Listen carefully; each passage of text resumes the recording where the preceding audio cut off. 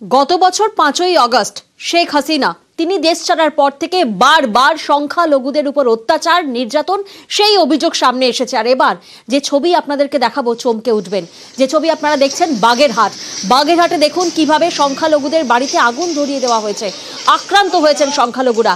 একদিকে আপনাদেরকে দেখালাম যে ৯৫ জন ভারতীয় মৎস্যজীবী তারা দেশে ফিরে কি ভয়াবহ অভিজ্ঞতার কথা শোনাচ্ছেন, আর অন্যদিকে বাংলাদেশে যে সংখ্যালঘুরা রয়েছেন তাদের পরিস্থিতি একবার দেখুন। বাগেরহাট, সেখানে একাধিক বাড়িতে হামলা করা হয়েছে, আগুন ধরিয়ে দেওয়া হয়েছে, প্রাণ বাঁচাতে এলাকা ছাড়া হয়েছেন অনেকেই।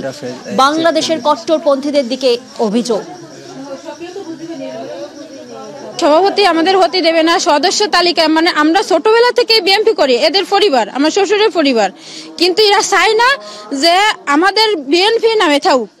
এমন ভাবে আমাদের উপরে অত্যাচার করার জন্য দীর্ঘদিন ধরে একেবারে আপনার মনে হয় আরো ১০-১২ দিন ধরে আমাদের উপরে হামলা করেছে, কিন্তু আমরা ঘর থেকে বেরোইনি, রাস্তায় তেমন যাইনি, তাই আমাদের মারতে পারিনি।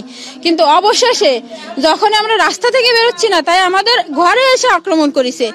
আমরা দীর্ঘদিন থেকে বিএনপি করি, আমরা তার ইসে থেকে বিএনপি করা থেকে তার দলের যার কারণে এই জের নিয়ে আমাদেরকে এই ৫০০-৭০০ লোক আমাদেরকে আহত করার জন্য, মারধর করার জন্য, ইট পাইকের আগুন দিয়ে আমাদের খুব অত্যাচার করে। আমাদের আপনার দেশের জনগণ আমাদের বাঁচা দেওয়া উচিত, বাঁচতে দেওয়া উচিত, আমাদের নিজেদের অধিকার পালন করা উচিত। আমরা নিজের বিচার চাই, সুষ্ঠু বিচার চাই।